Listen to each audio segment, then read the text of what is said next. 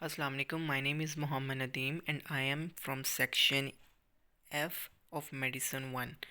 I am here to tell you about acute coronary syndrome. Acute coronary syndrome वो होता है जब हमारे हार्ट को ब्लड सप्लाई जा रही होती है, उसमें या तो सडनली ब्लॉकेज आ जाती है या जो हमारा ब्लड फ्लो होता है वो रिड्यूस हो जाता है। ठीक है, जो हम ब्लड फ्लो रिड्यूस होने की वजह से जो कंडीशन हमारे साथ पेश आती है उसे एक्यूट कोरोनरी सिंड्रोम कहते हैं। ठीक है, आगे इसकी मज़ीद दो टाइप्स हैं जिसमें हम इसको एटिपिकल और टिपिकल एंजाइना में भी क्लासीफाई करते हैं।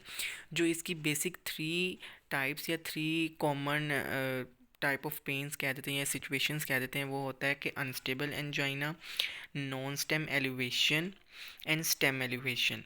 अच्छा, जो स्टेम एलिवेशन होगी इसको ना हम क्यू वेव एलिवेशन भी कहते हैं या क्यू वेव मायोकार्डियल इन्फाक्शन भी कहते हैं। ठीक है, इसमें ये होता है कि हमारे जो कार्डियक एंजाइम्स हैं ना वो एलिवेटेड हो जाते हैं।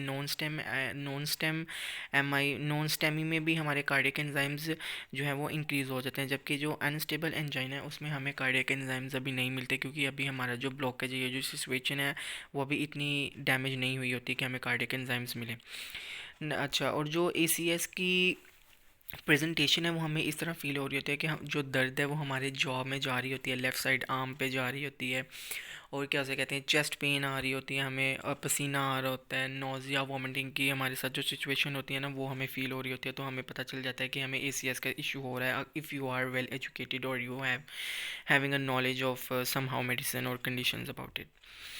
अच्छा, अनस्टेबल एंजाइना में ये होता है ना, moving toward discuss unstable angina. Unstable angina में वो होता है कि वो ऐसी दर्द जो हमें सुकून करने पे भी होती है, ठीक है, वो प्रोलॉन्ग होती है और लॉन्ग लास्टिंग होती है, जहाँ तक कि 10 से 15 या 15 से 30 मिनट तक हमें वो फील होती है। ठीक है, नई दर्द आ जाती है, न्यू ऑनसेट एंजाइना होती है, ठीक है, जो हमारी एक्टिविटी को लिमिट कर देती है। पेन अकर होती है frequently and last longer period, और वो हमारे जब इसका मतलब ये है कि जब हम जैसे जैसे कोई एक्टिविटी करते हैं वो हमारी दर्द की शिद्दत उतनी ही ज़्यादा बढ़ती जाती है। इसे कहते हैं अनस्टेबल एंजाइना, जो आराम करने से भी हमें सुकून नहीं मिलता। ठीक है, इसमें ये होता है कि अनस्टेबल एंजाइना में ST एलिवेशन हो जाती है। ठीक है, ST एलिवेशन हो जाती है greater than 1 mm into at least 2 anatomical contagious lead में एलिवेशन आ रही होती है। ठीक है, और 2 mm एलिवेशन भी आ रही होती है इन टू कॉन्टेजिनस प्रीकॉर्डियल लीड्स में, जिसे कि V2 और V3 में कहते V3 भी कहते हैं। ठीक है, और ये हमें मदद करती है कि हम इसको डायग्नोस कर सकें मायोकार्डियल इन्फाक्शन के थ्रू। ठीक है, जो बेसिक टेस्ट होता है ना वो हम सबसे पहले करवाते हैं, EKG करवाते हैं। अच्छा, इसी तरह नॉन स्टेम एलिवेशन में भी वही सिचुएशन होती है कि इसमें ये होता है कि ST डिप्रेशन हो जाती है, जैसे ठीक है ST डिप्रेशन होती है, और T वेव जो होती है ना वो इनवर्जन हो जाती है अंदर वाली साइड पे। हमें लगता है कि लाइक मूविंग इनवर्ड जो होती है ना वेव, वो हमें नज़र आ रही होती है।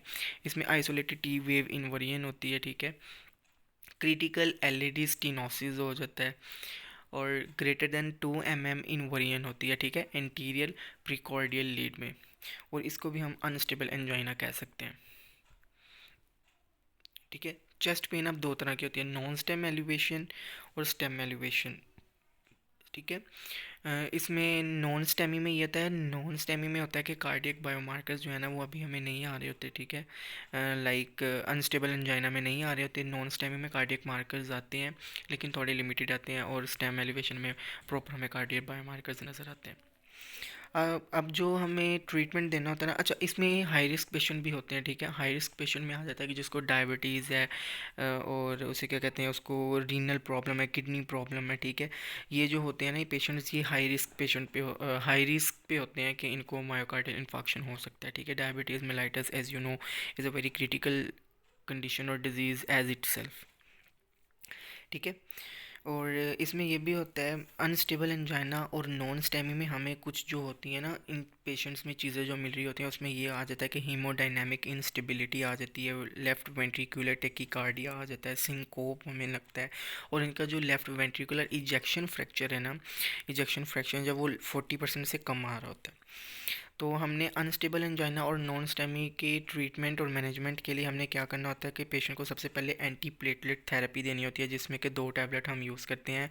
यहाँ तक कि उसकी सिचुएशन हमें ये इस बात पे मजबूर ना कर दे कि ये कॉन्ट्राइंडिकेटेड, हमने पेशेंट को नहीं देती, हमने नहीं देनी पेशेंट को। वो जो 2 एंटी प्लेटलेट थेरेपी होती हैं उसमें जो 2 टैबलेट है वो होती है एस्प्रिन और क्लोपिडोग्रेल। ये जो है ये हमारी बेसिक और प्रोमिनेंट जो थेरेपी होती है ना, वो सबसे पहले हमने अनस्टेबल और नॉन स्टेमी में देनी होती है। दूसरी बात पे आ जाती है एंटी थ्रोम्बिन थेरेपी, अनफ्रिक्शनाइज हेपरिन और सबक्यूटेनियस इनोक्सिप्रिन। ठीक है, हमने इसमें भी एंटी थ्रोम्बिन थेरेपी में भी 2 टैबलेट्स यूज़ करनी होती हैं। इसमें ये आ जाती है, एक हेपरिन होती है और एक इनोक्सापिरिन होती है। ठीक है, वो हमने 48 से 72 घंटे में पेशेंट को देनी होती है ताकि हम उसकी सिचुएशन को ट्रीट कर सकें, थ्रोम्बस बनने से रोक सकें। ठीक है, फिर हम बीटा ब्लोकर्स भी पेशेंट को दे सकते हैं, इंट्रावीनस आईवी नाइट्रोग्लाइसरीन भी दे सकते हैं कि अगर उसे पेन बार बार हमें मतलब कह सकते हैं कि अगर उसे पेन बार बार आ रही है तो हम नाइट्रोग्लाइसरीन भी दे सकते हैं। ठीक है, स्टेमी एलिवेशन में इसमें भी ये आ जाता है कि स्टेमी में कंडीशन ये है कि एसटी सेगमेंट जो एलिवेशन हो जाती है more than 1 mm in two contiguous lead, हमें एसटी सेगमेंट एलिवेशन मिल रहा होता है 1 mm से ज़्यादा।